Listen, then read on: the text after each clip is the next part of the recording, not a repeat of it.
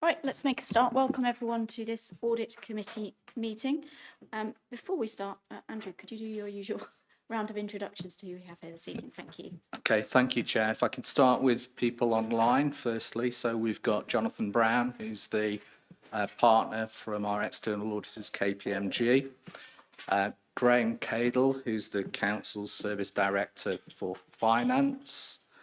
Then Mark Thompson, who's the Head of Corporate Finance. And then in the room to my left is the Council's Chief Executive, Susan Parsonage. And to Susan's left is Catherine Hickman, who's the Head of Internal Audit and Investigations. At the far end of the room is Paul Ocean-Ellis, who's the Council's Governance and Risk Manager. And I'm Andrew Moulton, Service Director for Governance. Great, thank you very much, and welcome to members and a member of the public here this evening, and a particular welcome to Chetna, who's your first meeting, isn't it, this evening? So thank you. Apologies, do we have any apologies? No apologies. Minutes of the previous meeting, are we all happy that those are a correct record? I should see a show of hands. Yep, thank you. The actions list has been circulated to members. Any comments or questions on the actions list, or are we happy with that? Okay, thank you. Any declarations of interest? No. Okay, any public questions, town and parish council questions or councillor questions? No. All right, thank you. So we will move to the first substantive item then, which is the completion report to those charged with governance. So is that KPMG going to introduce this one? If I could just, Chair, Sure, introduce Graham. from the council and then allow Jonathan to present. So this needs to be taken in context with the following item, which are the 24-25 accounts. I'll obviously let John present it, but on Wokinham's behalf, we're firstly very grateful for KPMG's approach. It's been a challenging relationship. We get challenged in the way it is, but it's very collaborative and supportive to get to the right position. We're really pleased with the level of assurance in governance and in the financial position that it gives us. We're also very pleased that it gives us a chance now to move, when we bring this back in February, to hopefully move away from a disclaimed opinion, which will be quite an achievement for the council and one that's probably not seen too much across the country. So with that, I'll let John get into the really important stuff. Thank you. Thanks, Graham. And I suppose I'd echo that context because, this is the highlights from our 24-25 audit. So for the year to 31st of March 25. And you'll remember, and we've discussed in the meeting immediately prior to this, you had the 2 years of disclaimed opinions. Then we audited last year's accounts, audited this year's accounts. And then we're currently undergoing this rebuilding assurance work that's going to answer the question, what do we do with those 2 years of missing audit reports, if you like? So as Graham said, our plan is very much that by the time we come back together in the new year, we'll have answered those questions, we will have done our risk assessment, and we will have done the work, the underlying work, to move away from that disclaimed opinion. So if I start with page 5, which is our kind of audit findings on a page, I put that kind of audit status box on. We're substantially complete. We've had really good engagement with management. The drumbeat of the audit has continued, and as Graham said, it's not an easy process going through an audit these days. It's a lot of detail, a lot of queries, a lot of challenge. And as we said there, management have responded well to the challenge, answered our queries, and we're substantially complete. We haven't finalised all audit opinions because of that journey we're hoping to go on and moving away from the disclaimed opinion. And again, I wanted to provide that context that Graham alluded to. There's not many of our clients that had disclaimed opinions that are going to move away from the disclaimed opinion.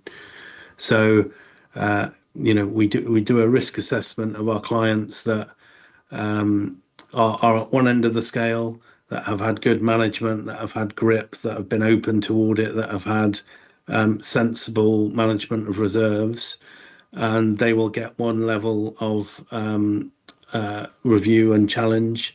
And we have other clients at the other end of the spectrum that might take a little bit longer to get to move away from disclaimed opinions. So you should take that as a positive, that certainly of my clients, you're the only one that we were hoping to move away from the disclaimer. So back to the 24-25 audit. When we came earlier in the year, we bought our audit plan. We highlighted the significant audit risk. So it was the valuation of land and buildings and management override of controls. Those were kind of significant risks, along with the valuation of pensions. And those took most of our work because they're judgmental. And if you haven't got the controls operating properly, then you're more likely to have issues. And as you can see from our findings, we found very little issues in any of those. So from the bottom up, the pensions ones, we look at the underlying assets and the liabilities. We looked at the key assumptions underpinning those obligation numbers, and we're happy that they're within the KPMG acceptable range. So no issues with pensions. On override of controls, you spend a lot of time looking at journals, looking at approvals in the system, looking at how things have moved in the year, using some quite impressive tech that we've got to look for kind of patterns and oddities. And again, we didn't find anything untoward or anything we wouldn't expect there. On the valuation of land and buildings, we highlighted some playing fields that had been valued incorrectly, and this was unlucky, I think, more than anything. So when you were last audited by EY, they were happy with it. Since then, RICS have clarified that school playing fields should be done on a kind of existing use basis as a playing field, and not build in any kind of hope value that it could be sold as residential in the future. So we highlighted that as an adjustment. We didn't highlight it last year because it wasn't in our sample last year, and we hadn't flagged that because the change had happened in those kind of 2 lost years, if you like. But once we got to the point where we thought there was an error, similar in a number of councils around the country, that was agreed quickly and posted quickly. So you'll see in Graham's cover sheet the response to that. In terms of, there's no uncorrected audit misstatements, so anything we found was corrected. And similarly, there was 2 corrected adjustments that we flagged. One is the playing fields, and the other was something that management brought to our attention. So although we put it in this report for completeness, we didn't find that. That was brought to us by my management when they were doing their checks at the year end. There's a couple of minor disclosure misstatements, as there always is, where you've got pages upon pages upon pages of guidance and sub-guidance on what needs to be disclosed, but those were updated and relatively minor in severity. From a control deficiencies point, you'll remember we raised a few last year. They've all been implemented, and we've got a couple of control deficiencies for this year, relatively minor again, hence the lower grading. But again, they've been taken on board with management and will be implemented in the year. And then in terms of outstanding matters, there's the various building back assurance work, and then the rest is really when we finalise that building back assurance, it will be a case of pressing go on the audit report, the rep letter that we'll ask you to sign, the final checking of the accounts and adding them up and making sure, and the final file review. So we're very much substantially complete, and those are our key findings. So I'll I'll pause there to take any questions, and then I'll be guided by you on how much of the detail you want to go into. Okay, thank you very much for that introduction. So we will be looking at the detail of the financial statements in the next item, but for now, can I just ask for any questions for the auditors on their audit work this year? Yeah, Stephen and then Christine. Thank you, Chair, and thanks for that overview. That's quite encouraging, actually. I did want to refer back to what you've already mentioned. It's page 11 of our pack, pages 4, I think, of your report, page 12, actually, of the pack. This is about the moving away from a disclaimed opinion. You've talked about there. Really, really pleased to see that, actually, after such uncertainty over the last few years. From my sort of very simplistic view of the world, I think what we're trying to get to is very simply a sort of a fixed start point, because you then get a lot of movement, incomes and outgoings during the year, and then that gets you to an end point.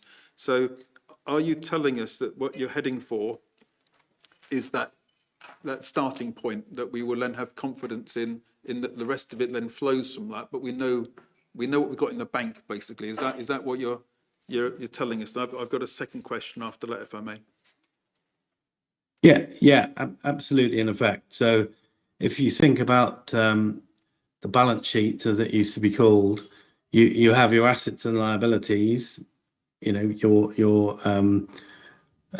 buildings, your cash, your debtors, your creditors. They're quite easy to check, and some easier than others.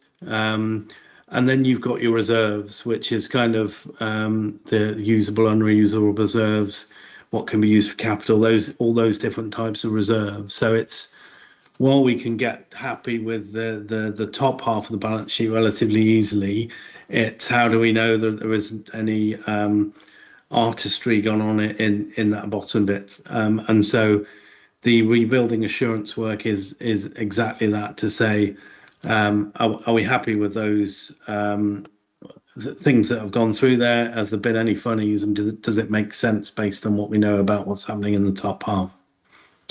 And it will give you that strong foundation from which to build. Thank you. I mean, I know this is still qualified to some extent, and you're going to come back in February with a further report, so we're not completely out of the woods yet, but I do recognise that this is significant progress. And I just wanted to sort of say, well, that sounds really encouraging, and thanks to everybody in your team and in the home team for their involvement in this, because this is moving us considerably forward. And it seems from what you're saying also that we might be at the leading edge in terms of other local authorities as well. So that's a really, really great position. So hopefully that will continue, and we will have that good news in February that you're alluding to. But obviously, I think it's important to say that what's most important is actually that we get to the truth.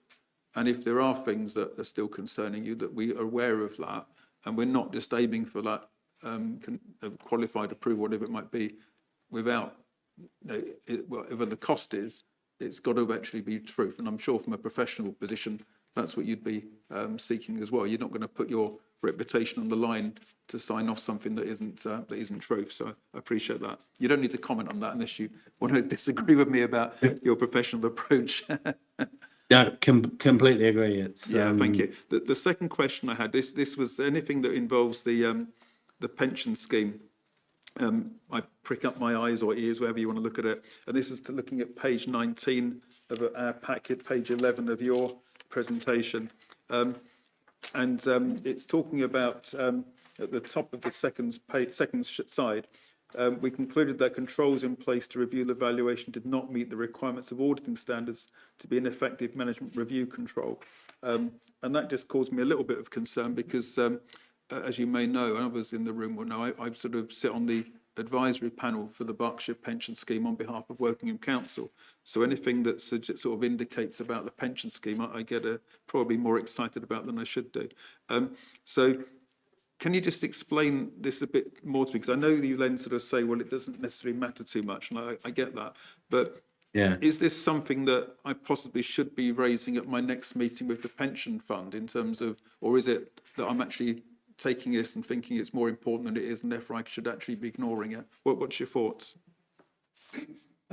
It would be more the latter.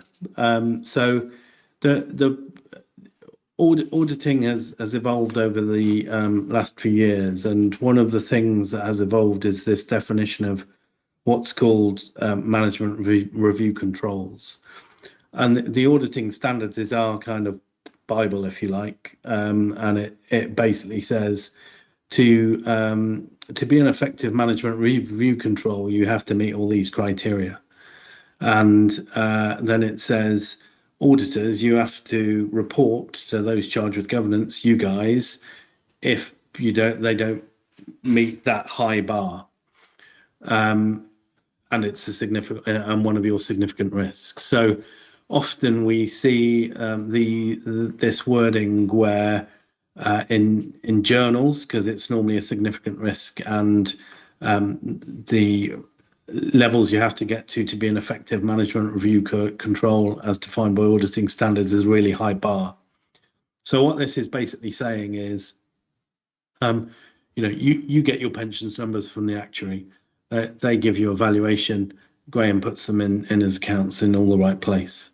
What auditing standards would like you to do is have an in-house actuary to check those numbers.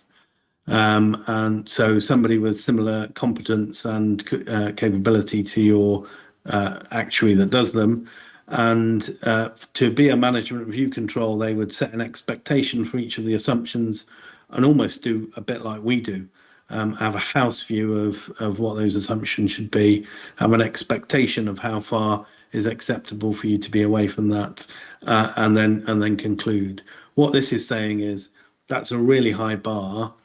You don't meet that bar, but we don't think you should meet that bar because you've got a council to run and you've got a lot of bigger problems than whether your pensions actuary is pulling the right numbers.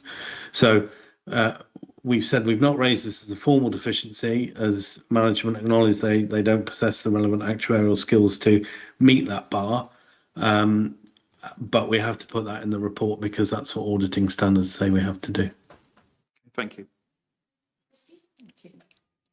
May I add to that, please, Chair? Thank you. So exactly as John said, and I think this was raised in last year's audit as well. And I think we explained at the time, because of timing, we couldn't put anything in place for this year, but we were already progressing some external support just to help us with a little bit of the sort of understanding that John explains. Also, candidly, to make sure if there's any influence we can have about our contributions, etc., that we understand them fully as well. So we have taken on board KPMG's views, and you will see that for next year. There's a timing issue of why we couldn't do that a bit sooner. Thank you. Thank you, Graham.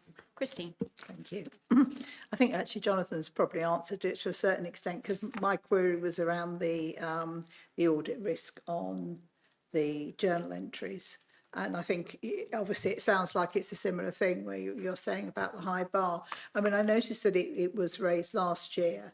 And I wondered I wasn't quite sure if management had made some improvements since last year, or whether actually what we're just saying is that the existing controls management believed to be sufficient. I wonder if you'd be able to just clarify that. Yeah, it's exactly the same point. So it's a very high bar, and again, auditing standards would say that for somebody to review a journal entry, they would have to have an expectation of how, the amount, how far it could be, and almost a process to say, if it's over 5% away from my expectation, I'll do this. If it's over 10%, I'll do this.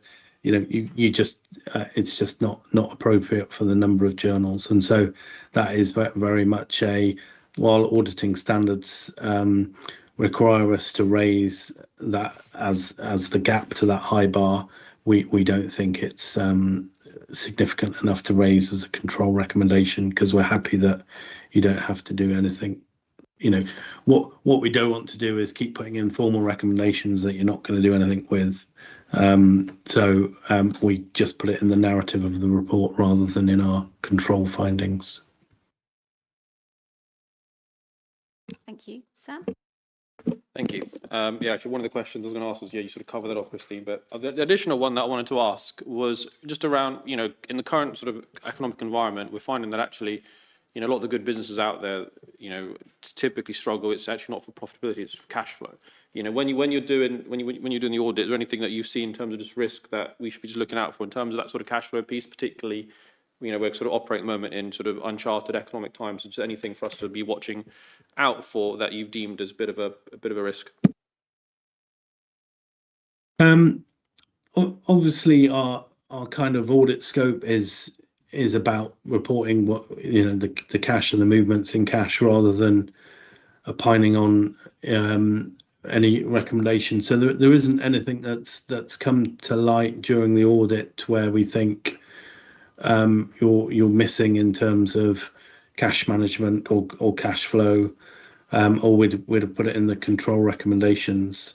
But you know, the caveat to that is it's not somewhere where we particularly looked either. So it can be something that we can have a think about while we do this building back assurance work, and maybe I can come back with some other thoughts in the new year. Yeah, no, that'd be really useful. Thank you for that. I think that'd be a useful addition, particularly in the current sort of times that we operate in. Okay, any more questions for the auditors at this point? No? Okay, thank you. So let's move on to the financial statements themselves. A lot of work obviously has gone into this, and I would just like to thank the finance team for getting the draft accounts out to the committee early, so it gave us a chance to look through them, provide our comments, and the finance team have actually responded to all of our detailed comments already. So thank you to Graham and the team for allowing us to have that detailed review ahead of this point. Graham, did you want to just introduce the financial statements before we move on to open it up?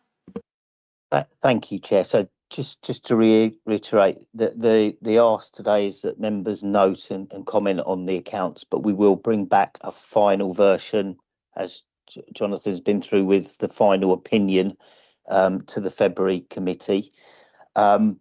We have taken on board some of the feedback from last year from the committee, which was really helpful around trying to make the information as understandable as possible. I think we've achieved that in some areas. Some areas it's very difficult and will continue to work. We had hoped to have more of the quality assurance done at this point, but actually some of the work we've done on some of the changes means that there's still some of that work to do. And again, my thanks to members who have fed back, and that's helped us with that process as well. But again, that will be complete by the time we come back in February. So happy on that basis to take any questions. Thank you. Questions from members? Yeah, Stephen? Thank you. If I can refer you to page 50 of our pack, please. It's page 4 of the report. It's the general fund service expenditure for the year, and it's the comment at the top there, and it says the actual spend for 2024-25 was 190.6 million, which was an adverse variance to budget of about £300,000 or 0.02%.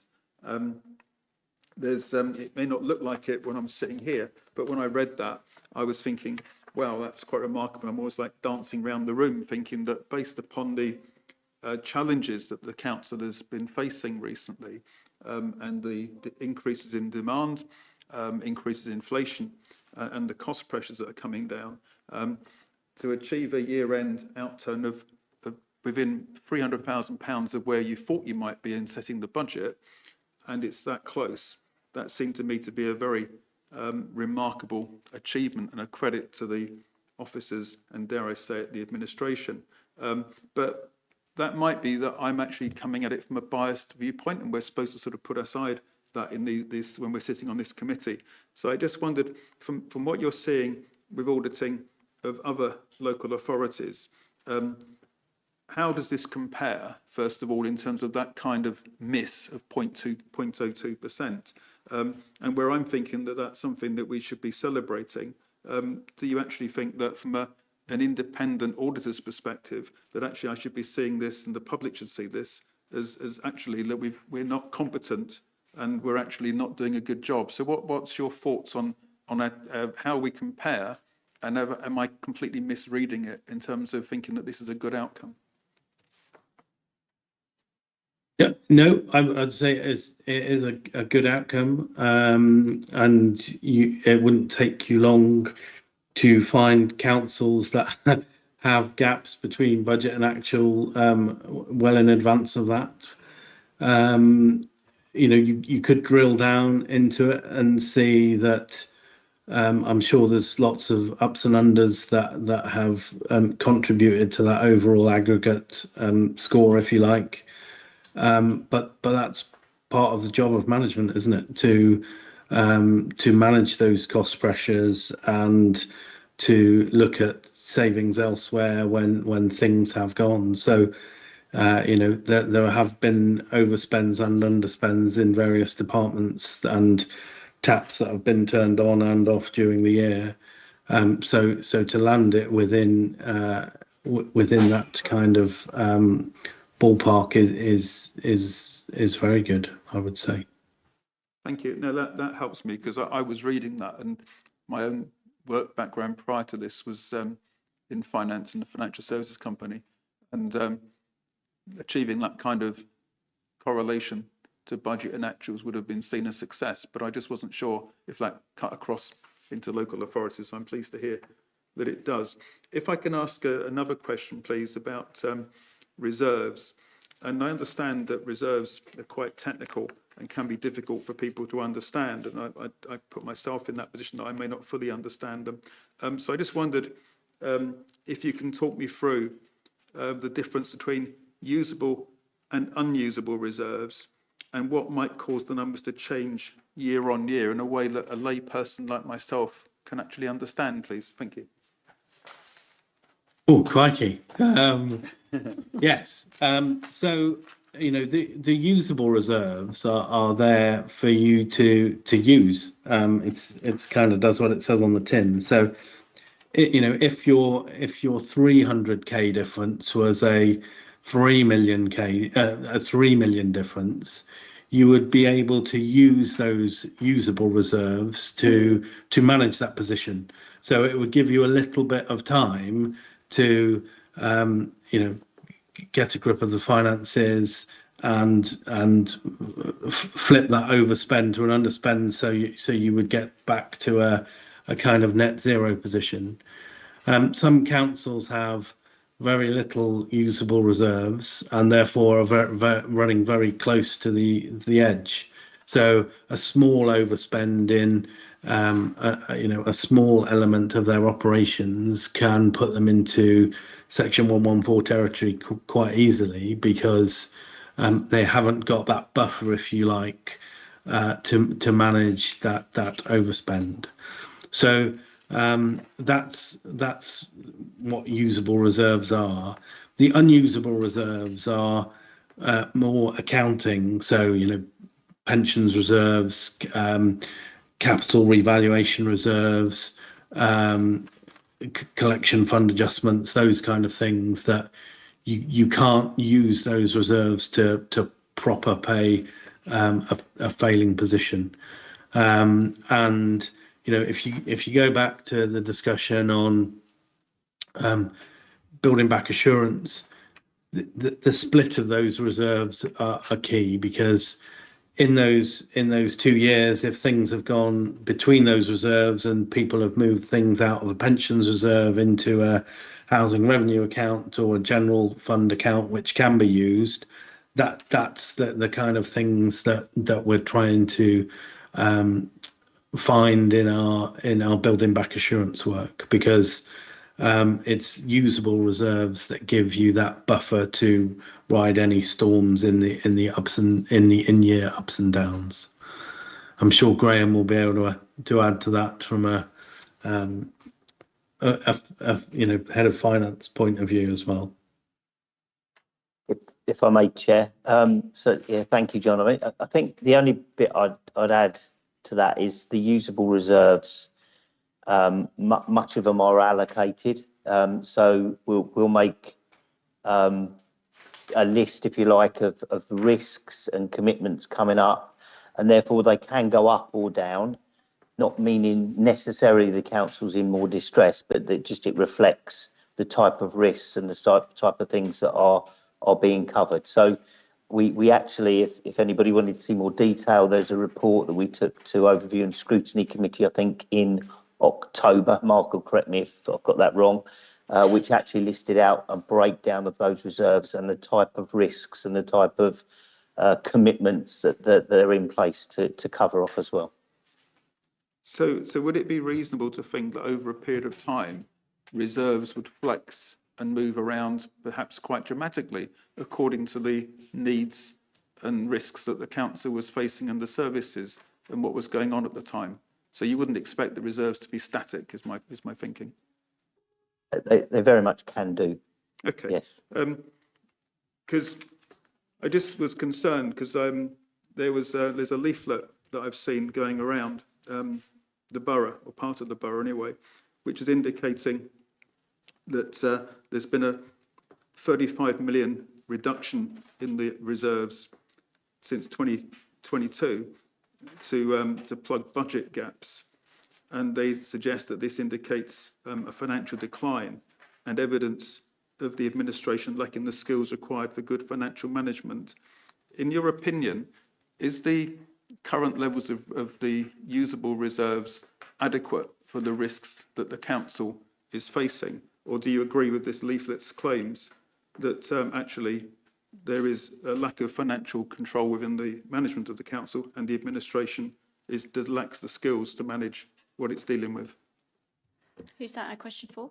It's a question for the auditors in terms of the whether they think the reserves are being managed appropriately and it's appropriate levels for the risks the council's running. Jonathan, any comments on that? So I obviously haven't seen the leaflet to comment on that, but you know, in our VFM work, and you will see our draft conclusions on financial sustainability and position on reserves. We don't have an issue with it. We think they are being well managed, and if you look at the CIPFA Resilience Index, which is the way that they kind of risk assess you based on you know, the level of reserves, and it's their indicator for financial stress, you are at the lower risk end of that scale. So that would give me you know, that's certainly what we use when we do our risk assessment as part of that, and it's a good indicator of where those level of reserves tells the regulator that you are in terms of financial stress as well. Thank you. Okay, other questions on the annual accounts? Mike? Thank you, Rachel. I'd like to congratulate the finance team on the work they've done on adopting the new leasing standard. So that's new to our accounts, so that can be quite a technical area. And obviously it's good there are no major misstatements, and excellent news that at least in the current year figures, hopefully we'll have an unqualified opinion. What I'd like us to look a little bit at is in the narrative report. Now I noticed in the auditor's report, page 34 of their report, 42, said the FRC are paying particular attention to the strategic report, i.e. the narrative reports of annual reports. And I've noticed it in the recent SORT 2026, again, there's increasing attention to the narrative reports. And I think having now really good quality back numbers, I think one of the things maybe we could look at is improving the narrative report. A few years ago, a lot of listed companies, they'd hide their performance by having non-GAAP measures, and you'd look at their press release and their annual returns, and it was all about non-GAAP. And eventually the FRC said, hold on a sec, you know, the accounts are prepared on a GAAP basis, auditors are auditing GAAP. You should at the very least have equal prominence, non-GAAP and GAAP numbers. And I think with us continuing really to copy and paste the reports we use for our internal management accounting rather than on the basis of this annual report we're doing, I think we could do far more work in this area. And I can give an example actually, because one of the things we say is we want the accounts to be understandable by the public, our stakeholders. It's mentioned in the accounts actually. But if I could turn you, for example, very simple things to page 4 and 5, so in the narrative reports. So you've put the table in, the directorate and the various costs against their budgets. And then I'm glad you picked up our suggestion of doing a reconciliation. But if I look at this reconciliation and I look at the subtotals, so you've got the actual net expenditure, 190,000, and then we're reconciling a figure of 207. So if you're a member of public looking at these, it's not really easily understandable. I can do it because I can look at line items and plus and minus, but not for a member of public. And the reason is we've got 2 more cost centres here in the reconciliation because that's what you include in your profit and loss account. So, for example, on that one, you could have a subtotal. Those subtotals could agree to your direct table on page 4. So there's some simple things I think we could improve, but I think one of our aims is to actually do, should be my recommendation at least, is a narrative report that actually covers the annual report we're actually doing rather than copy and paste something we do for our internal management and officer reporting. So that's on that. I have another point later on, but perhaps we could cover that initially. Yeah, I don't know if Graham, you want to come back on that. It's a good challenge from Mike there. I think, look, I think we appreciated and accept the feedback we had last year from members. I think it was really, certainly from officers' perspective, useful process to go through the training, the feedback, and I think hopefully that's helped both officers and members understanding and also brought some value into the accounts.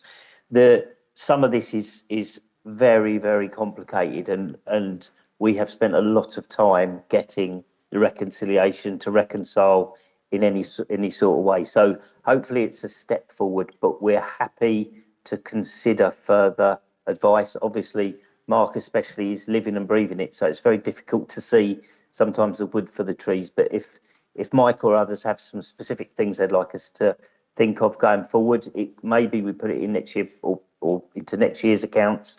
We're happy to take feedback and try and make these as understandable for residents and local businesses as we can. And I think the reconciliation is a great step forward, actually. I mean, the hard work has been done to actually, I agree, to go through those columns and set it out is a great step forward. I think just a little bit further would actually finish it, actually. But let's continue to work on it. Thank you. Thank you, Mike. Did you have another point, Michael? Well, it was one we talked prior, actually, on the valuations. I think it was Christine, one of her questions. She raised the fact that we had a significant loss on disposal, 60 million, was it? Something of those. And my understanding is it's on certain schools that achieved academy status, and I think 1 or 2 sports centres, where, again, I wasn't entirely clear by the response, Graham, but it appeared to be we had them in the books at valuation, as you'd expect, some sort of open market valuation. But when they moved to academy status, maybe they moved over at book cost. Correct me if I'm wrong, Graham. So that created a substantial, very material loss on disposal. And I can see that for the former academy schools. What I suppose the question is, are we happy valuing other schools at open market value if this can happen? And probably in particular, those ones that maybe they're under discussion to move to academy status at the moment, and whether that's taken account of by the valuers when they do our end of period valuation. Maybe it's one for Jonathan as well. He's had a bit of advanced knowledge of this question, and yourself, Graham.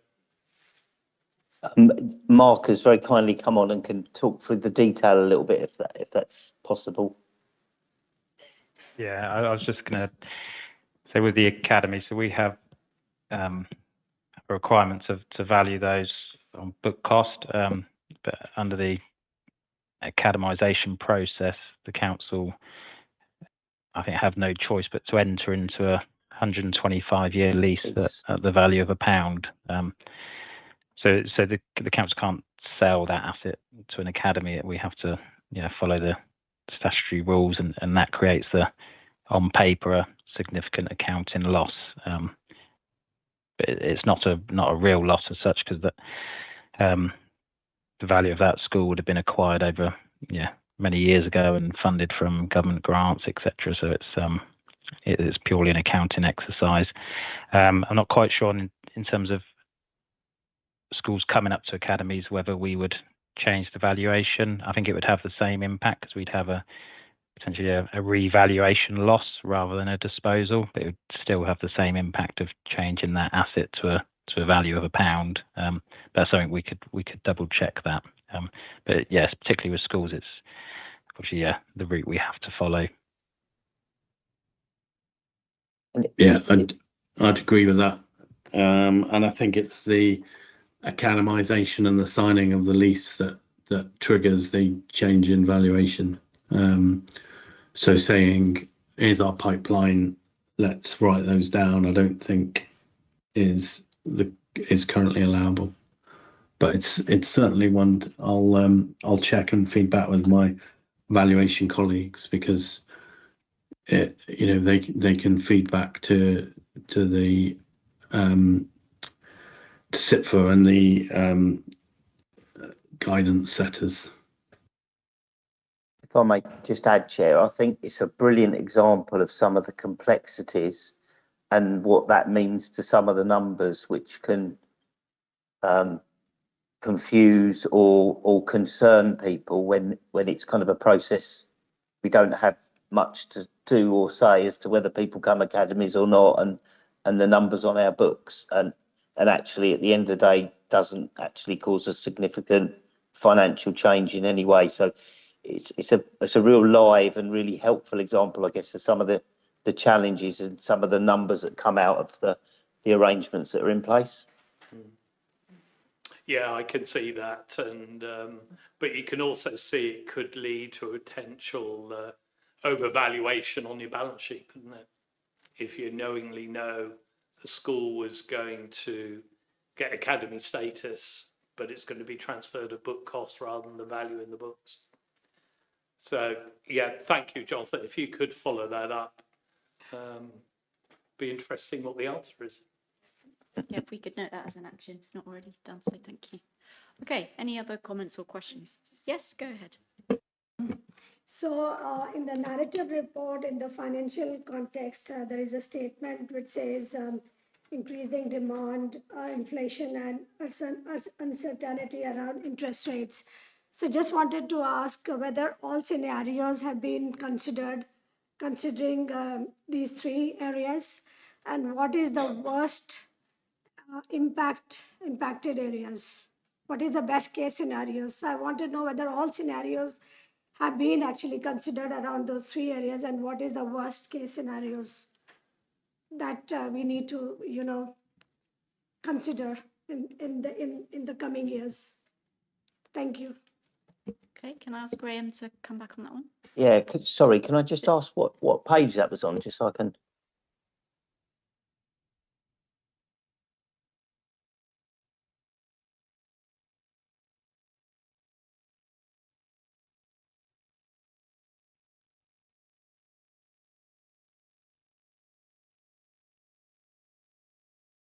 Have all scenarios been actually looked at around those three areas? And what are the best and worst case scenarios that the council should actually be considering to make sure that we are prepared for it? Yes, thank you. So if I talk more generally, and if we've got what page number, I didn't quite catch all three scenarios, but in terms of how we work out, and this links back a little bit to reserves as well, is when we do our medium-term financial planning, we make a number of assumptions of interest, and we will set the budget on the basis of what we expect with prudence in, and then we will set dedicated or identified reserves or general reserves to pick up a number of different challenges. So we don't model as such in terms of different numbers and come out with different scenarios as such, but what we do is we put in reserves and balances that cover off what we feel might be a level of challenge if those pressures build or inflation goes up, interest rates go down.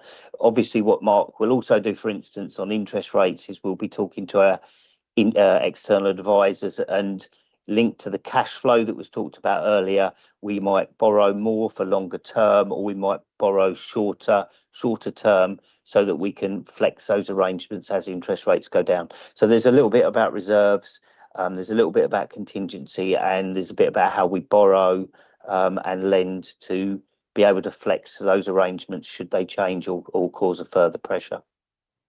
I hope that answers your question. Yeah, thank you very much for, I just wanted to know whether all scenarios have been considered across those 3 areas.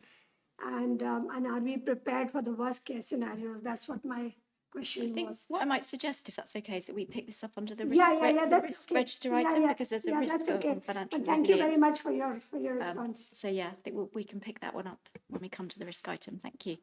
All right.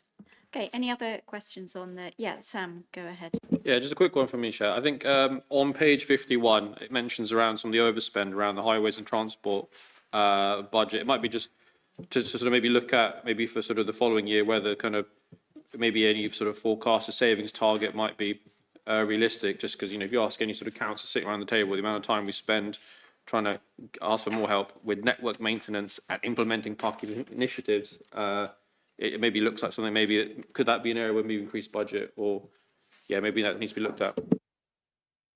Okay, something to think about for next time. Okay, thank you. All right, any other questions on the accounts? Yeah, Martin.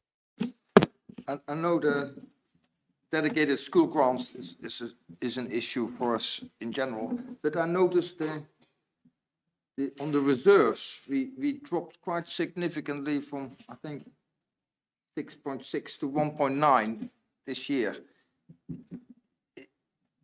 And is there a reason why we dropped significantly on the reserves level?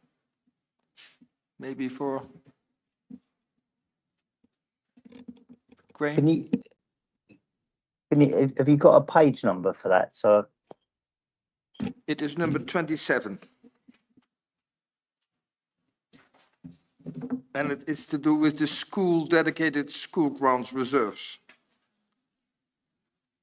It was about 6.6 million at the beginning of the year, and there's now about 1.9 million. It's column 4. I'll probably need to take that away if I may, and I can get a response back to members of the committee. Sorry, I only spotted it recently. Okay, thank you. No problem at all. Yeah, no, you're right. That is relatively a big change, isn't it, in the balances? So yeah, we'll come back to that. Anything else from members on this? No. Okay, so we look forward to getting this back again in February and hopefully be able to sign it off at that point.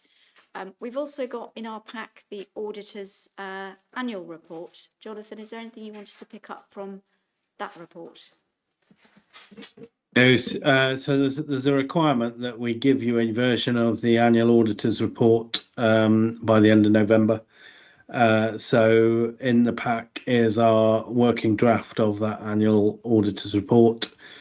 It's meant to summarise the work that we've done in the year, and ultimately it will end up on your website as the way that we report our findings to the Joe public.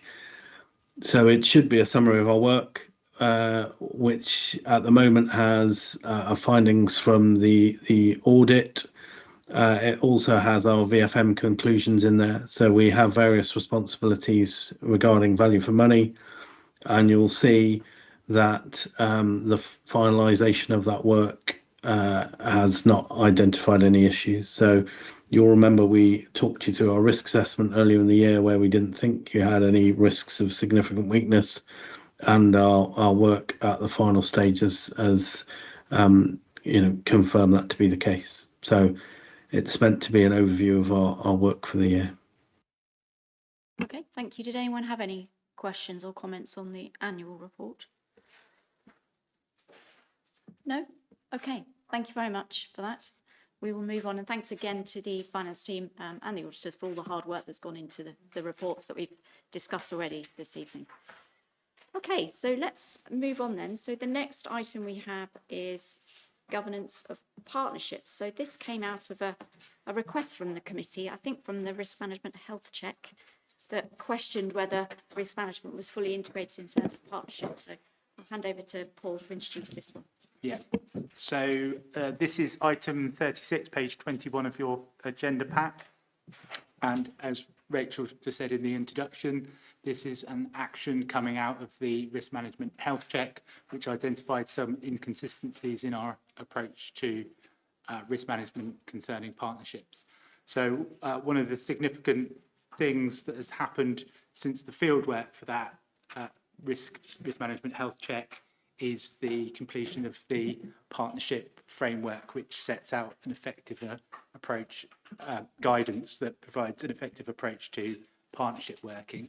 And as part of that, we've worked with the risk management group, and they've worked with service directors and directorate leadership teams to review partnership risk as a particular area of focus in the last 6 months. This is part of a journey that we're going through to strengthen our approach to partnership risk management. And if you look at the diagram on page 25, that sets out the hierarchy of risk registers that the council operates, which shows that partnership risk enters the system at directorate level, and that's where those risks are captured and then escalated up through the process. One of the things that we've utilised with the risk management group is the recent Care Quality Commission report found that partnership working was particularly strong in adult social care. So we've used the risk management champion from adults to talk to the risk management group about her approach to partnership risk and how that's been integrated within the adults setting, to share that best practice amongst the group and strengthen our overall approach to risk management within partnerships. That's essentially where we've got to. As I said, that's an outline of our approach that we've taken since the review, but it's part of a longer journey that will take more time to fully embed in the council's risk management. Okay, well, thank you very much for pulling that together. Questions, comments from committee members? Yep, Christine. Yeah, it's only a small question, just talking about what you were saying there, Paul. I just wondered whose decision it is that when the risk goes onto the director's risk register and then it moves on to the corporate risk register. Thank you. That's a frequent question that we get as a risk management group. So essentially, it's to do with two factors. One is what's the objective under risk that the risk is related to. So is it a corporate objective detailed in the council plan? Is it a directorate level objective, or is it a service level objective that's at risk? That's the main one. The other factor that we take into account is the ability of the service or the directorate to manage that risk within their area. So if a service risk cannot be managed by the service but would require a directorate level response to that risk, that gets escalated to the directorate risk register. And likewise, the corporate risk register, if a directorate level risk is of significance that would require a corporate strategic response, that would get escalated onto the corporate risk register. Okay, Martin? Yeah, I think maybe it's a follow-up on the same question, on that diagram. So we have the corporate risk register. I can see we have the directorate risk register. Yes. And then the service risk register. Is that mandatory, or is that because I know from my own experience, maybe that's not. Yeah, okay, that's a really good question as well. That's the answer is some and some. So some service risk registers, there's a dedicated risk register that captures all 4 streams of risk. In other services where they've got really strongly developed project management and partnership management risks, we've not created a duplication by putting them into a single service risk register. So at the service risk register level, those risks are all being actively managed.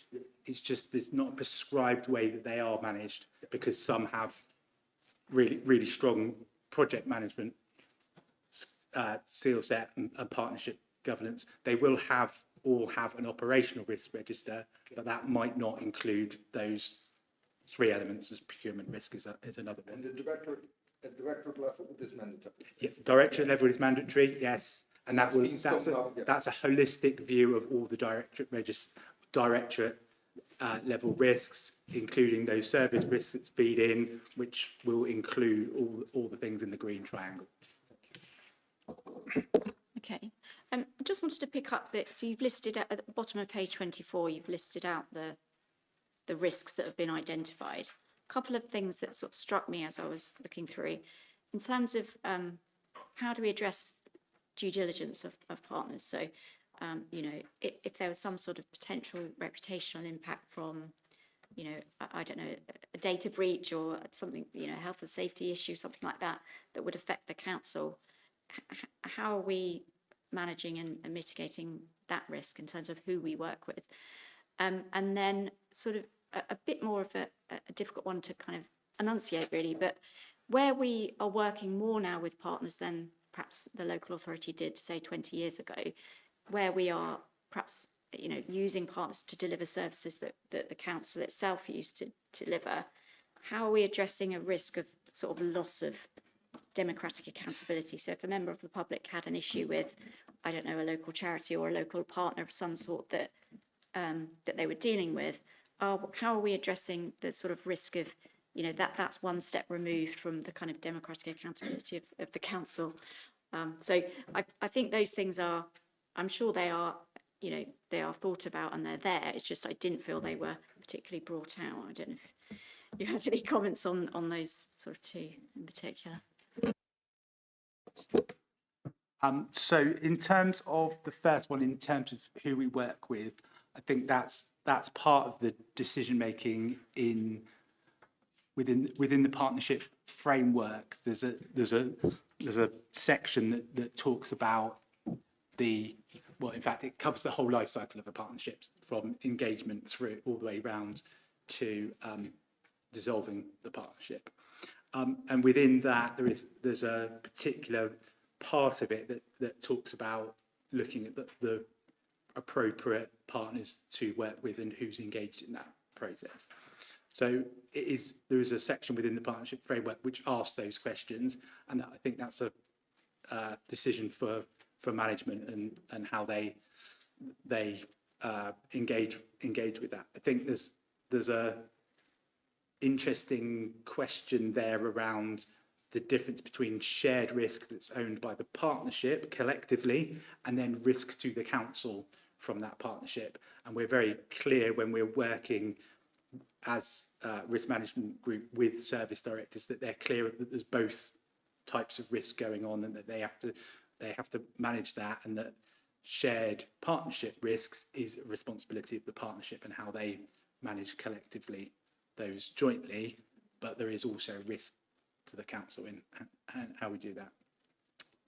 In terms of democratic accountability, I think that's probably one that I'm going to struggle to answer from a risk management and governance perspective, but I think it's to do with the nature of the partnership, because we're talking about a really broad range of services there. But I think ultimately the route would be through the responsible officers being held accountable through the management chain and through ultimately overview and scrutiny, and executive routes would hold them accountable for the partnership. As a general rule, there are obviously particular ones. So Health and Wellbeing Board has HOSC that holds it to account. So there's a clear governance framework there. But for some of the other partnerships, it would be through that process. I don't know if Andrew would want to add anything in terms of governance on that. I think you probably answered that as well as I could have answered it, Paul, to be fair. I think I'd just refer the committee back to what Paul said at the beginning, that we're really looking for your sort of feedback on this. And I think democratic accountability is a good area for us to focus some more time on. Thank you. Any other comments on this paper, partnerships? No? Okay, thank you, Paul, for that. So the next item we have is the risk management policy. Paul, again, I assume. Yep. Sure. Okay, so this is the annual update of the risk management policy. So hopefully you should be familiar with this. This is item 37 on page 27 of your pack. There's relatively minor changes. I'm not proposing to go through them line by line. We've strengthened links to the council plan, the local code of corporate governance and the refreshed constitution, just to try and orientate the policy within the wider framework. Most importantly, on page 34 and 35, we have attempted to articulate the council's risk appetite, and this is the biggest, excuse me, this is the biggest change to the policy. So effectively, for a complex organisation such as the council, it's not appropriate to have a single risk appetite. So it's a contextual specific risk appetite, and we've sought to highlight the sorts of risks that we want to take, well-managed risk in those areas, and then identify some of the areas where we don't want to take as much risk overall. We've then set out where those accountabilities lie amongst the officers for those types of risks, so that we make sure that that risk appetite is being set on a case-by-case basis to make sure it's appropriate for the context of the risk. Okay, thank you. Just on that risk appetite, is that directly correlated to the target risk in the risk register? Yeah. So that's, you would term those in the same way. Yes. You're talking, yeah. There's a language that we've used previously around, rather than use risk appetite, which we felt was potentially confusing for officers, is we relabeled it as target risk, because it was something that they could rapidly comprehend. In the policy, we've formally used risk appetite because that's the technical risk jargon. Thank you. Comments or questions for Paul? Yeah, Christine first. So on risk appetite, I just wondered if the policy should actually have something in it about how that appetite is approved and managed, you know, where the responsibility lies or whatever, how it's assessed and reviewed, that sort of thing. And whether it was worth having the different areas sort of written out as to where the risk appetite would change, you know, strategic, reputational, that kind of thing. I mean, it might not be relevant, but that was just a comment. And then just one other little query from me, which is on page 32, the change in wording to help enable the council to be less risk averse is changed to help enable the council to take more risk. Just seemed a bit of a brave statement to make. I think it should be more well-managed risk is probably where that should land. Yes, I think I agree with your point about risk appetite and making it clear where that's approved and managed, the governance of that. That's really helpful. Thank you. I also forgot to say that you did highlight some typos in the report that I've corrected in the final draft of the policy. Is that on page 35? Yes. Yes. Yeah. Yes. Any other comments on the policy? Yeah, Stephen? Thank you. Yeah, I thought it was a good changes. So thank you for that. I mean, I know there's a couple of typos and stuff, but broadly speaking, very, very positive. It just strikes me, I think, that this is the direction of travel, whether the council likes it or not, really. We're being forced more into these things because of the situation we're in. And I think this recognises that. But also what I take some comfort from, and you've identified in here some successful projects that have been done, is the capability. Because it's all well and good to say we need to take on more risk in however we couch the terms. But unless you've got the competency, you create a big gap. And I think that we're recognising we need to be taking more risk on because of the situation we're in as a council. But I'm very pleased to see how this is being mitigated through the capabilities and qualities of the people. I get what you're saying in terms of the process. I think I was seeing this more. I thought that assignments and responsibilities maybe covered that, but you might be right in that there could be a bit more coming into this in terms of the processes, because I believe that the processes and the checks and balances exist. It may be that we just need to articulate that a little bit more in here. But I think if we didn't have the right capabilities and qualities of people, then we'd be really stuck, is my feeling. Thank you. Okay, any other comments, questions? Yeah, Joseph? I just only had one quick note about the risk appetite, obviously being a public authority and quite a bit different to a private business, whether there's any potential appetite, I guess you could say, to include a bit of a line that alludes to the case of the influence of our risk appetite based on public opinion, for example, or I guess you could say it, the will of the people. Again, the decisions we make are dictated by, how people decide to vote and what party's colour gets elected to the chamber, and additionally through various different consultations, whether that be through planning, for example, or through engage surveys online. I don't know whether it's just worth potentially looking at adding an additional line just alluding to that fact as well. Yes, I think it's a really valid point. Thank you. Okay, any other comments before we move on? No? Okay, well, thank you for that, Paul, and thanks for everyone's comments. Okay, so the next item is the risk register. Is this Susan? Are you introducing this one? Yeah. Okay, thank you. Okay, so thank you very much. So, evening, everybody. So you've got obviously the report in front of you, the covering report and the risk register itself. I'm just going to touch on some of the main risks that are identified in the report, the covering report, and I'm sure that you'll have some questions about the risk register. So the risk number one, the budget and financial resilience risk, continues to be a substantial risk for us. The fair funding review that the government is undertaking will result in significant losses to the council, and the policy statement made recently looks like it's not going to change that. It's still going to be the case that the council is going to be subject to its significant loss.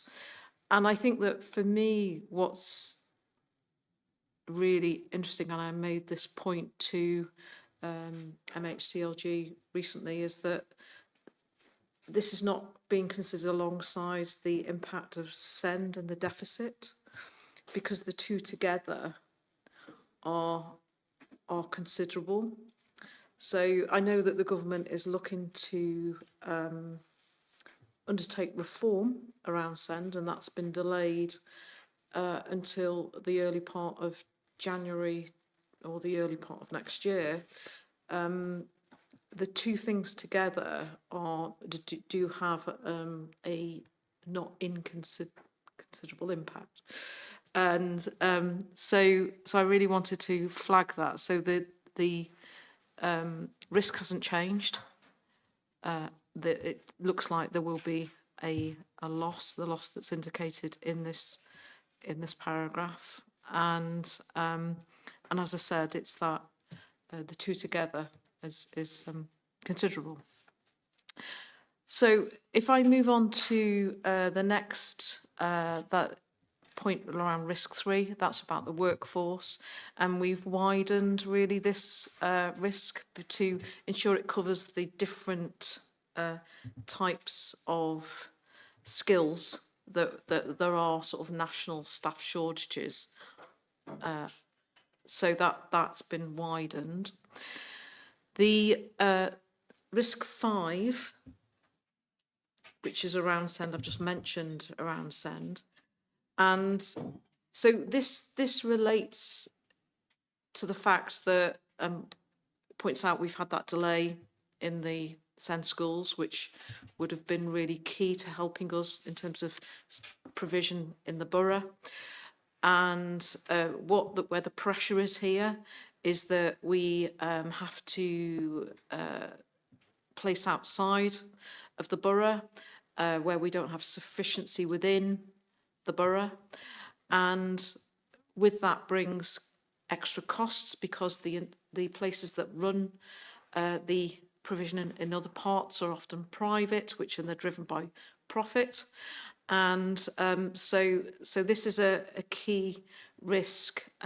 So it's really important that we do increase our sufficiency as far as we can within the borough, and also it's better outcomes for the children and young people themselves. It's not only reduced costs but better outcomes. So that's what why this risk is still here. We're continuing to actually increase the sufficiency and provision, as it says here, around resource bases, but it's pressure that is not going away because the demand is there. The point was made about demand earlier. This is an area where we continue to have demand and complexity of demand. Having said that, at the same time, because of work that's been done around SEND, we've been part of Safety Valve, we have had extra funding here. We are, in terms of the EHCPs and the demand for EHCPs, it is the level is dampening. So it was increasing significantly, but now because of the work that the team are doing, working with Send Voices, working with parents, it is actually dampening as well. So that's positive. The next risk is around the risk 14, and that's children's services. That relates to some national reforms. So the government is really bringing about really significant reforms in this area, and they are absolutely the right type of reforms around improving outcomes for children and young people. With that brings significant change that needs to happen, and risk at the same time, because the reforms need to be done in a timely sort of manner, and so it's been identified here as a risk. It's the right thing to do in terms of the whole system and child-centred approach. It's the risk that comes with making the significant change. So that risk is there. Risk number 15, that's been updated. That's with regards to supporting emerging communities and such as like income communities into the boroughs, such as those from Ukraine, from Hong Kong, and it also talks about the policy that the government are having around the closure of hotels and the displacement of asylum seekers, and us working closely with the Home Office, for example, around that, ensuring that we fully understand that. So that is a risk. The next one, risk 21, that's been updated, and this relates to specialist accommodation for example, care leavers, for adults with learning disabilities. And what this is all about is that we've got need. It's being really clear on the need from children and adults, and then ensuring that we have a pipeline to meet that need. Because the problem is, if we don't have the pipeline to meet the need, it means increased housing costs, and also people that have that specialist need, those needs are not being met. So it's really important that we're really on top of this, because it's, as I say, there's a financial impact and there's a personal impact if we don't get it right. The risk 22, this relates for support for children seeking asylum, and this has been changed. It's in terms of the title, so there's a title change in terms of that particular one. And then, as it says in the report, the waste collection change has been removed, and then a waste mobilisation is a new risk there. And risk 30 relates to the placement market and transitional accommodation sufficiency. In particular, this is around children in care and children we care for, should I say. And this is about ensuring that we've got sufficiency of placements. That's for those that we care for before they reach the age of 18 and beyond, and then and also care leavers as well. So this is all about, again, that sufficiency of placements, because for children that we care for, again, if we don't have placements sufficiency within our borough, we have to place outside of the area. And again, sadly in this area, the provision that where it's out of borough is a provision that's driven by profit, and so the costs are extremely high. So again, really important that we have sufficiency in this area as well.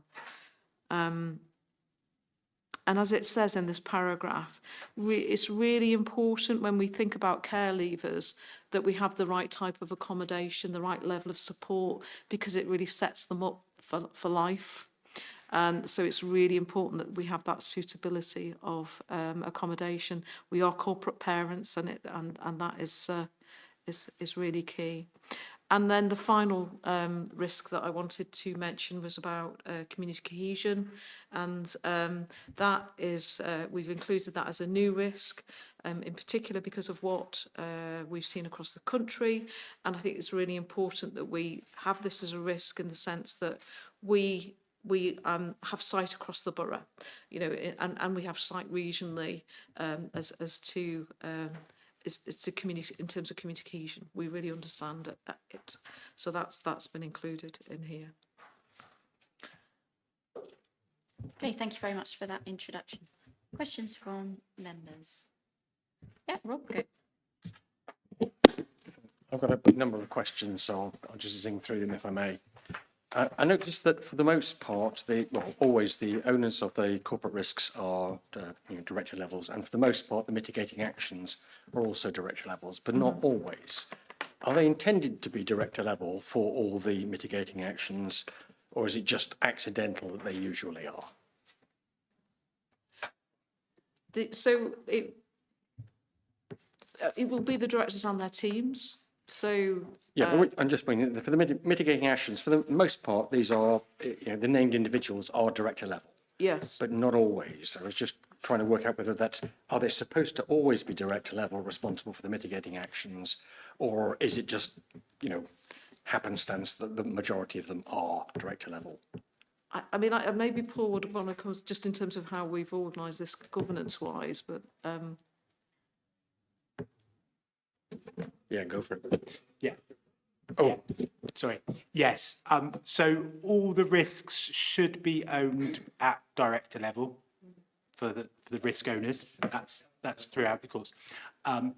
Mitigating actions will be owned by service directors unless there is a particular reason that risk is owned by another individual. So you'll find that I would say probably 90% of them are owned by service directors, and then there's additional, the 10% is somebody particular they've delegated that responsibility to. So it's yeah, yes, yeah, definitely it's intentional, that the mitigation action owners are at a certain seniority, but there are exceptions where it makes sense for it to be delegated. That's fine. It makes sense. In risk 25, it's a pretty low level thing. It's the Procurement Act, but according to this, it was complete, or it should have been completed last month. Is that still an actual risk, or is that done and dusted now?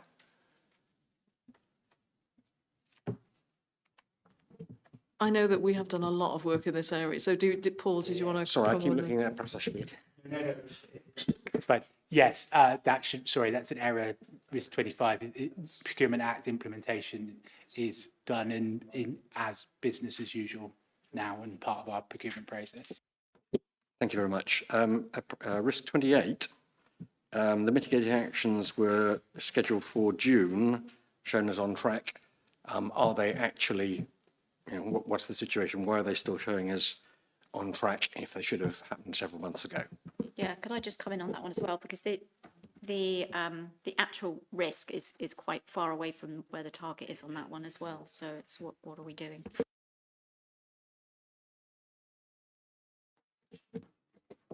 I believe that's an error and this should have been updated. Apologies for that. I will circulate the updated version of this risk to the committee afterwards, if that's okay. Apologies for that. I don't know how that's happened. And I follow on also to Rachel's point about the gap. I was going to point that out too, but also on risk 30, which is the market and transitional accommodation issue. Again, the gap is huge between where we are and where we're targeting. I'm just wondering how realistic are things when we're having these gaps that are quite so large. It seems surprising to me that we think we can achieve that much. And I might be mistaken, but that's the question, I guess. I think that's something that we should take away, and I think yeah, that's fair enough to raise that. So thank you for raising that.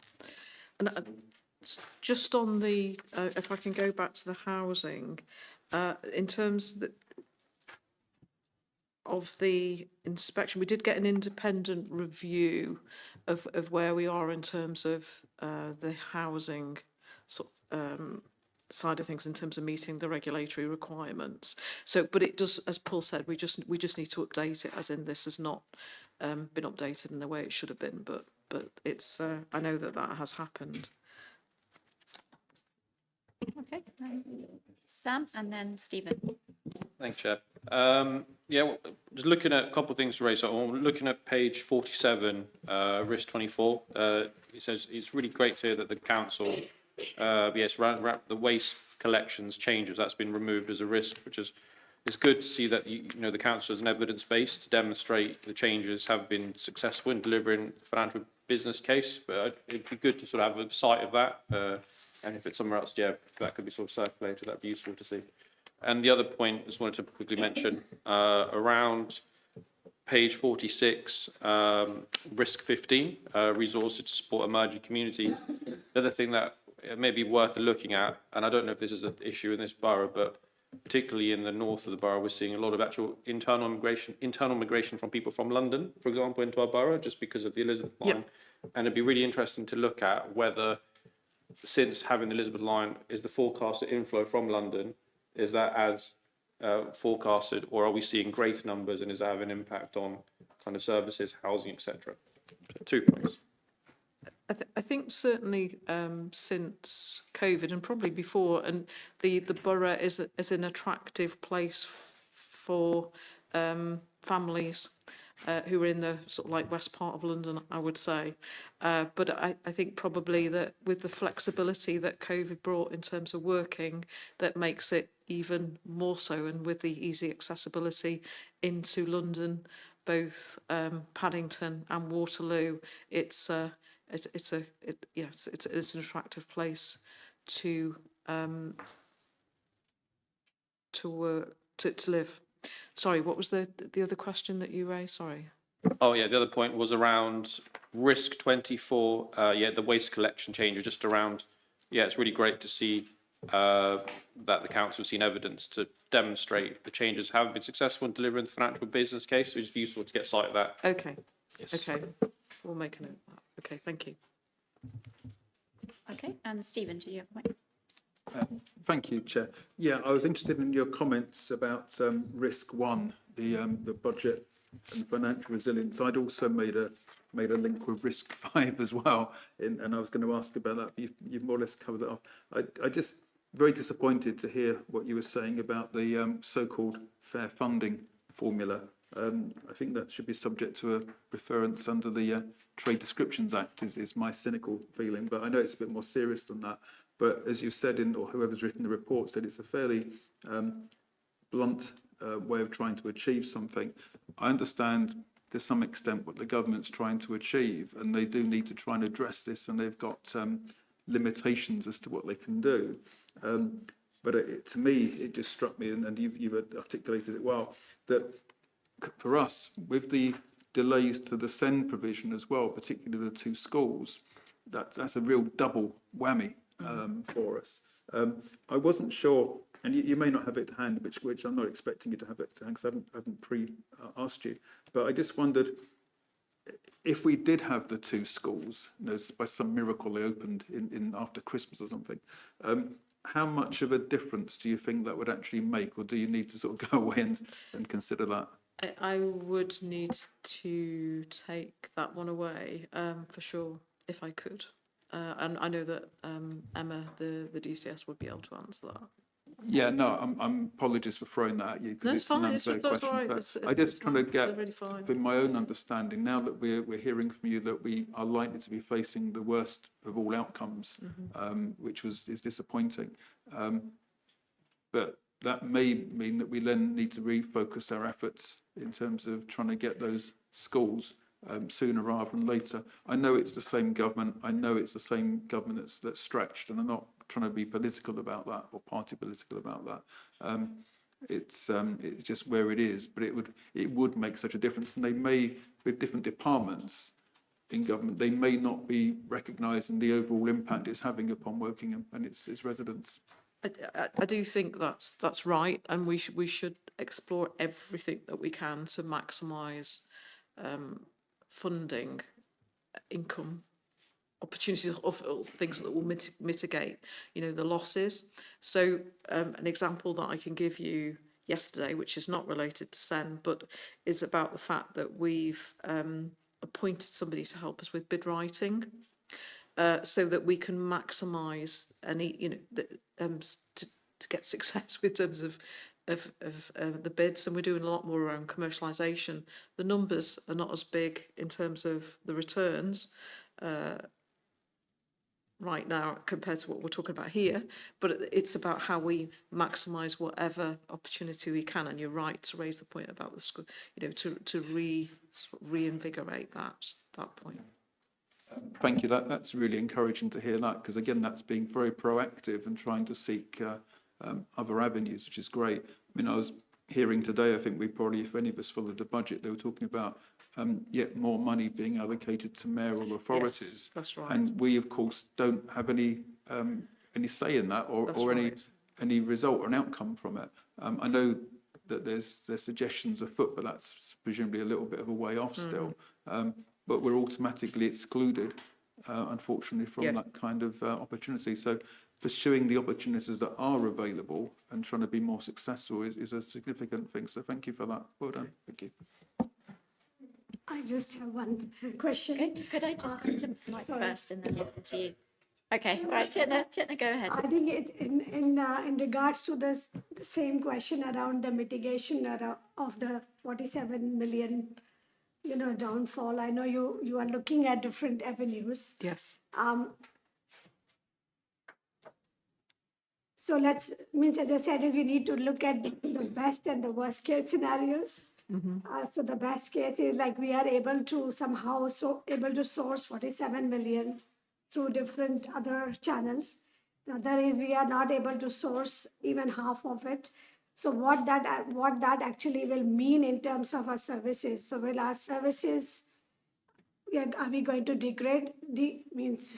decrease our services? So have we considered all the scenarios around mitigation and real scenarios, like it's not hypothetical scenarios.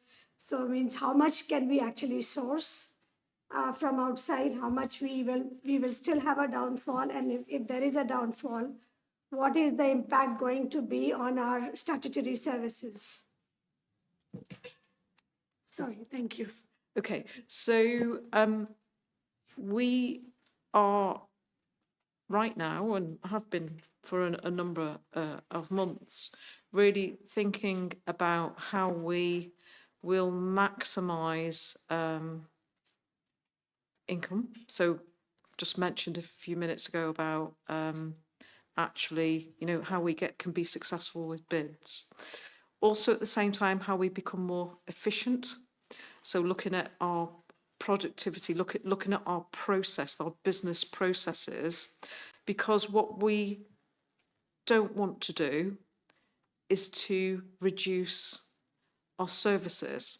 So it's doing everything we can to minimise the impact on services, for our residents. So that's the real sort of driver right now. And part of that as well is to really, understand our teams. So understand right across the council, be clear about different teams, what they're working on, what the focus is. That's alongside as well knowing our population. So really knowing that we're targeting what the resources that we have at the people that really need those resources. Can we work in a different way, be more effective, joining up with our partners? So it's thinking about lots of different ways that we can become more effective, more efficient, bring in sort of income, but try not to impact on our residents. But it is going to be, it's going to be a difficult path for sure. So just another question on that. So I know that you're already working on it. Do you know at what stage we will know that we are actually comfortable with all the policies that we are considering, or whatever actions we are going to take in order to minimize the risk? So will it take like 6 months, 1 year? So what's going to be really important is thinking about financial planning for the next 3 to 5 years. So the fair funding settlement is over a 3-year period, and it's about how we really need to think about the impact, and how we can mitigate that in the way that we change and improve things.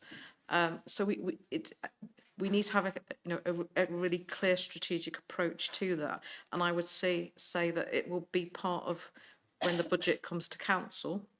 So obviously through this autumn we've been going to scrutiny with proposals around savings, around growth, and at the same time we're thinking about further sort of opportunities, and then we'll come to council. But I would say we won't have all of the answer overnight, which I know you're not asking for that.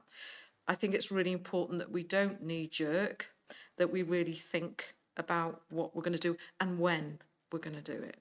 Because what we don't want to do is quickly make decisions that we think, like 2 years later, actually, we need not have made that decision. So it's that kind of thinking. Just one last question. I know you talked about efficiency. Yes. So I'm just conscious about that should not result in redundancies within the council. When you are talking about making departments efficient, it's like changing policies, or you're talking about Well, there's all kinds of things. So if I talk about an efficiency in the HR team, for example, they have numerous emails from different services in the council, and they've introduced a bot. And what it means is that it's something that actually responds to general inquiries about different policies. And the reason why this is important is that what it does is that staff from across the council can get the answer to their queries through this bot, but then it frees up time for members of the HR team to do other things. That might be helping with around sort of training. It might be helping around sort of teams and how we might sort of change some teams, because you know that's an example of something that's been done. Sorry? Doing multiple roles specifically, not just sorry. Sorry, what I meant was like, means currently if you are in HR, you are mainly focused on your HR work. But are you talking about sharing responsibilities across different departments? What I was talking about is that it's using AI to actually free up time for the officers in HR to do other things within the organisation. So AI actually is something, is also an aspect of what we'll be looking at across the organisation. We've done testing for central government, so we are, you know, sort of, we see that as a key sort of strand. Thank you. Thank you. And Mike. Thank you. I've got one general point and one more specific point. We've just had a discussion there on a very high risk on the finance side, and we've got cyber very high risk, and provision of services with children were set in really high risk. But we have an awful lot of risks on the corporate register now. And I wonder whether we take the opportunity to review one or two of them. So, for example, the council plan, sorry, I'm not a councillor, has that been agreed now, the council plan? Yes. So I wonder whether, is that really a corporate high-level risk now? Procurement, I think we've spoken about, we've now done the post-implementation review. And I was a bit worried, actually, and I do wonder if it really is something on the corporate register. Being a local resident for nearly 40 years, I've seen the community cohesion. I mean, I know we're having terrible traffic works at the moment, but even that, I don't think we're going to have people protesting on the street. And I do wonder whether that really justifies going on the corporate register, one to take away. The more specific point I had was on risk 22. So this is the one I think we've retitled Support Children Seeking Asylum. And there's a mention in the introductory narrative about on opening an asylum hotel, we identified a number of children in care that previously sort of implies we thought they were adults, unless I've misread that. That's obviously a concern, but I wonder whether our policies are such now that maybe we'll be better at identifying the children, maybe covered, but maybe I've misinterpreted. It's okay. So if I answer that, so when people come to this country, they may well say they're adults. Yeah. And then when they get to a particular place, they then say, we are children. And so then it's down to the local. So it's not a decision that the local authority makes. It's the individual that makes that actually says that. And it's so then once that they declare themselves as a child, then it's our responsibility. So there's no responsibility on us to actually do a little due diligence? Well, absolutely. We that's part of that, absolutely. But from the moment there is that declaration, but there's absolutely there is to use your words, due diligence as well. Accountant's words, sorry. Yeah, it's all right. It's okay. It's okay. Okay. So there is a process to look at adults and say, hold on, you're looking young, maybe you are a child? Or do we wait until they say, no, I'm a child? Or there is a process for sure. Right, thank you. That's what I was after. Thank you, Mike. Because what I would say is that if that isn't thought about, there are real risks there. Yeah. If there are children with adults who are vulnerable, so it's. Thank you. Thank you, Stephen. Thank you. I just wanted to come back on the point that was raised about risk 31, community cohesion. I think from my perspective as a councillor, this is something that is becoming more of a concern, certainly being raised with myself and various people within my area, and it's probably the same with other councillors across the borough. It's certainly it may be more certain wards than others. I do accept that. But I would be quite reluctant to see this removed, actually, and so I recognise your desire to simplify and so on, but I'm not against that. But I think from my perspective, I think we do need to keep this on for the moment, although we obviously should review these things periodically. Thank you. Any other points? Yes. Thank you. It's just building on what I spotted out from the, again, risk 31, community cohesion. A lot of the, I mean, on the face of it, from when I read it, and again, trying to be balanced, because we all know, I think collectively we can agree, it's a highly controversial issue. A lot of the, like I say, risk associated to when it comes to community cohesion, in at least Wokingham per se, is the existence, and then I would say beyond that, the associated opinions of the asylum hotel in Sindlesham. Now, whether that's, and again, taking a balanced view on the matter, whether that's risk associated to the individuals within the hotel, or whether that's risk associated to the opinions of people within the hotel, whether those opinions be legitimate or illegitimate. I just don't want the council to be blindsided on this matter by just alluding to the fact that it's based on national events. Regardless of wherever you sit politically, I think we can agree that the hotel is quite a controversial matter at hand, which is why there isn't a heightened risk per se, again, regardless of whatever side of the political spectrum you may lie on. I think that it's really, really important to talk in terms of community cohesion. And there are different risks, and so and recognise there are different risks. And I had this very conversation at a recent meeting with other chief executives, and so I think I recognise a point that you're making, but I think it's really important to keep it as community cohesion, and that we are mindful, we understand.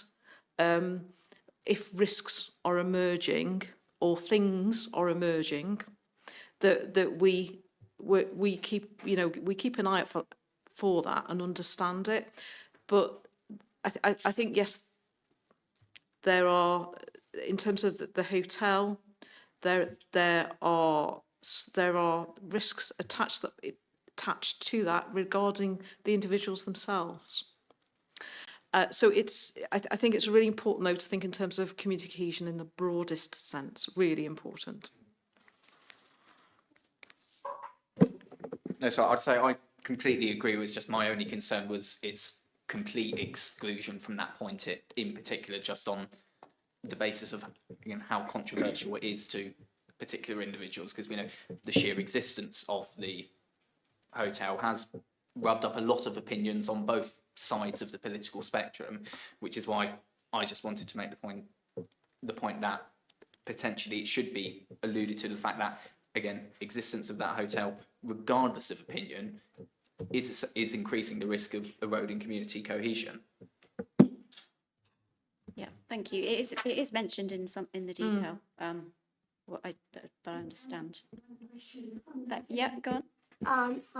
I think in regards to the cohesion, as I said, I fully agree that they should be integrated. They should be integrated with the place and the society they are living in. So in terms of council, rather than just housing them in a hotel, what what we are actually doing to make them, comfortable, or are we skilling them? Are we providing any kind of, training on language? What are we doing so that, they are able to contribute to the society? Because if you lock somebody in a room, I'm sure somebody is going to go insane. So I'm just saying is for them to feel that, they are valuable. What is council doing to make them, means are we responsible? So shall I answer Okay, that? let's let So, Susan. so Means the- I'm just sorry, I probably don't have the it's fine. information. It's really fine. The Home Office are actually oversee the hotels in the country, and they have contracts for others to manage the hotel. So in the case of the hotel in Wokingham, that's managed by a company called Clear Springs. And we, as a local authority, are in regular contact with Clear Springs and also the hotel to talk about the welfare of the residents of the hotel, and also any matters that relate outside the hotel as well. So that's something that happens on a regular basis. And one of the welfare points, for example, is around doctors' appointments, around health and well-being, and also the voluntary. So there are links into the voluntary sector as well. So that's all part of it. Thank you. All right. Okay, well, I'd like to move on if that's okay with everyone. Thank you very much, Susan, for all of your answers. Could I just check on the spotlight? We were going to have a spotlight review on governance. Is that coming?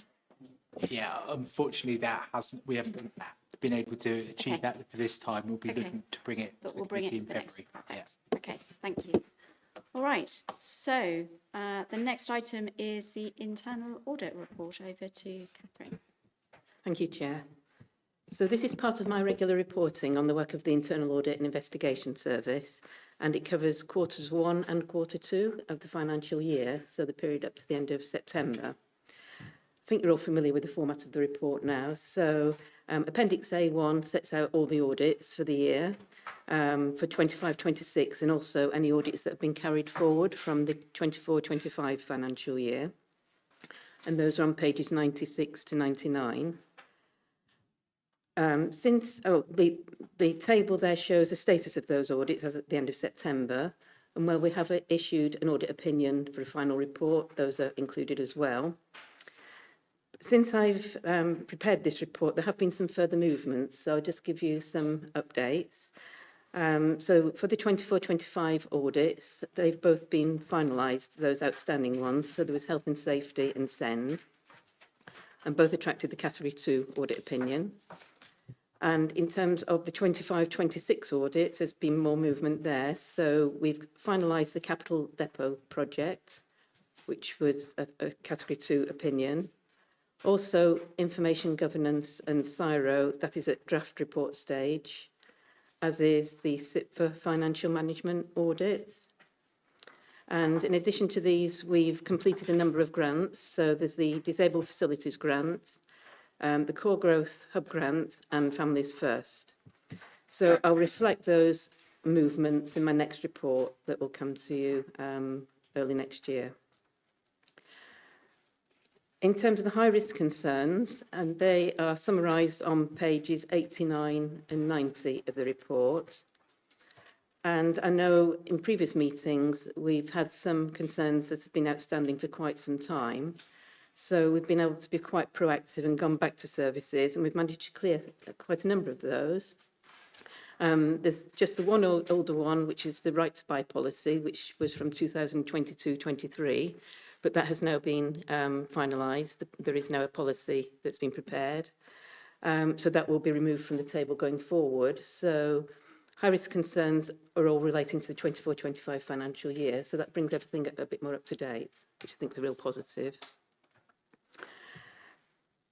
I usually report as well on Category 3 audits. So there's one that attracted the Category 3 opinion, that was on building control, and there is a summary in the report. But also to mention, we did have a Category 1 audit, which was on financial management, so that's really pleasing to note in the current financial climate. So moving on, I've mentioned before about the new global internal audit standards. So we've been undertaking quite a rigorous review of our service against those standards, and they became effective from April 25. So we have an action plan that's come out of that work. It does look, this is Appendix A3, it does look quite a long action plan, but if you look at some of those, they are quite minor issues, but we wanted to challenge ourselves basically and do a thorough review to put ourselves in a good position when we have our external inspection in the future. And also just bear in mind that we previously had the public sector internal audit standards, but these global standards now relate to the private sector and the public sector, so there's more in there for us to achieve. There were a number of changes to the audit plan in the period, and when I put the audit plan together it would have been February last year, there was an assumption that we'd be able to fill to the vacant senior auditor post that had been vacant for 3 years. So we made suggestions for audits that would be deferred to next year, and those are set out in the report.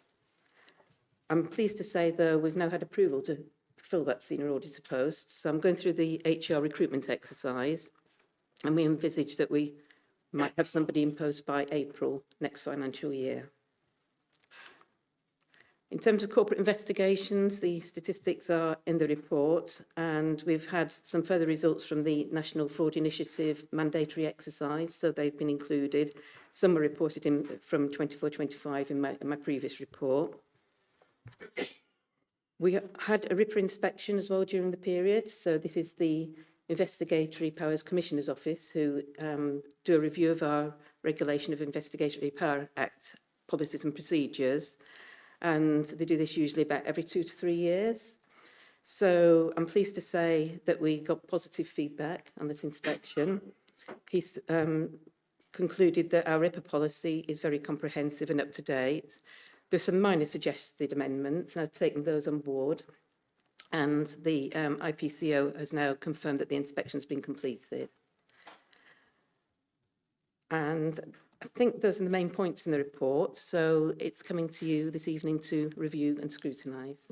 Thank you very much, Catherine. Okay, questions from members? Yep, Christine and then Mike. Thanks, Catherine. It's a very helpful report. I was just looking at the audits that have been deferred to next year, yes. And one of them was the adult social care supplier sustainability and sufficiency. And basically that seems to have been deferred because of the CQC external inspection. But I was just wondering whether we felt that was really sufficient because it is a high level risk on the risk register. So, you know, it felt like deferring it for a year was potentially an issue. It's something, because they just had that detailed inspection, they got a very good result from that. We agreed that we would do some work next year to, you know, see how things are, anything progress there and do some audit work. But I'm just going through the 26-27 audit planning cycle at the moment, so that's something I will discuss with that directorate when I go through that consultation process. And maybe if I can add that, so the work though will still continue to address it. So I know that we're talking about the audit here, but my expectation, and I know with in particular, you know, with adult services, that the sufficiency in that area, that absolutely the work will continue for sure. So, you know, is a priority. Thank you. And then there was just one around the building control, again, where the sort of the target date for the audit has been pushed back a bit, and yet, you know, there seems to be a concern there about actually whether that's a potential for losing staff, you know, around the risk that that was outlined. So just whether that was you felt that was an issue or not. Yeah, I mean the issue is that there have been losing staff. So this is a health check that CLT asked us to undertake to look at the risks and controls. We will be doing follow-up work because it's only recently been completed, this audit. So we'll be doing follow-up work early 26, 27. And CLT are aware of all the issues as well. So it's not as though we're waiting till the next audit. There is work going on between the service. And I think there needs to be a corporate perspective as well, because this is a national problem. So it can't be just down to the service to try and, resolve it.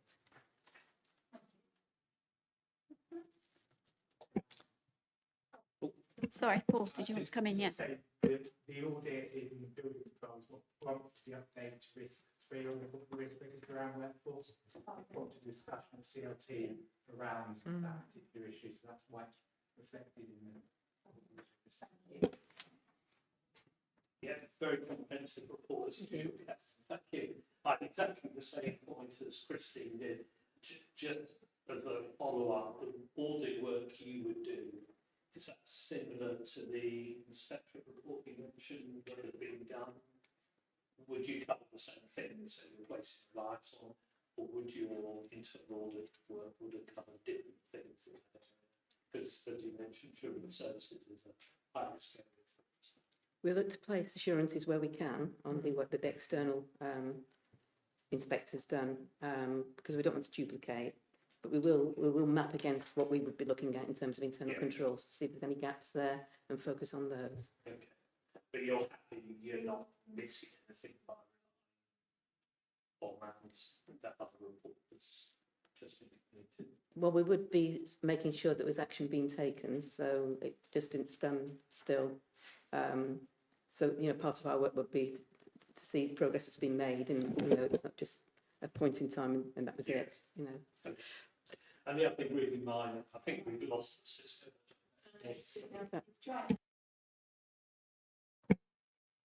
Is that Paul?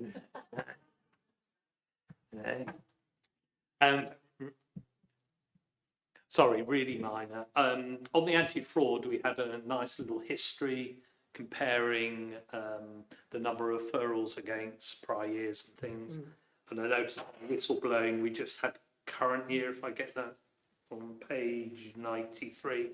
And I wondered whether you had history maybe of the last 2 years, just so that we could see that the number of whistleblowing queries maybe have not gone up or gone down. Just a trend would be useful, I think. Yeah, we do have that information, so I can include that in the next report. Yeah, that'd be great. Helpful. Thank you. Thank you. Yes, Susan. I just wanted to make the point about adult services. So the inspection was CQC, regulatory inspection, and we were rated as the 3rd best in the country. So it was a really extensive and to get to actually achieve that is a really great achievement for everyone involved. So I think that certainly in terms of what needs to be addressed in the audit, for sure. I mean, we are working on those issues, and I've got every confidence because of what's an external regulator has found. Yeah. Well, that's great news. Thank you. Thank you, Stephen. Yes, thank you. Yeah, I was going to say, well done on the report, first of all. Really pleased that you've now got the ability and to recruit into the team, because obviously this is really important for us as an audit committee, but I think it's also recognised that actually internally the reports and the findings are really helpful as well. It's welcomed and embraced because it means that there's opportunities to improve. And that's always a positive. So we do really value the work that you're doing. I was going to make the point, and the Chief Executive's made it very well, that actually there was this independent review, as is done of some of these statutory services, children's and adult services are looked at individually and independently. But as councillors, we were highly delighted with the progress that have been made. Again, in very, very challenging circumstances. And it's not that we then rest on our laurels. That's not the situation at all. There's still always room for opportunities and to look for what can be saved, what can be improved, because we're still up against this huge financial challenge that we were talking about earlier. So you can't sit back for 5 minutes even, unfortunately. But in view of that, actually, I think that deferring the audit rather than it being run in parallel and largely finds the same things is actually a good decision. So I think that's good to do that, and then see from what's been identified where are we in a year's time, rather than we have two reports on the same thing at the moment. That's my feeling about it. But thank you for all you're doing, and your small team as well. Really, really valuable work, and thank you. Thank you, Stephen. Any other comments or questions for Catherine? No? Okay, so that leaves us with the forward programme for next time. Anyone got any comments on that? Obviously, we'll have the financial statements back, a number of other things. Everyone happy with that? Anything missing? Yeah. Okay, good. Well, thank you everyone for all your contributions this evening. We'll close the meeting there. Thank you.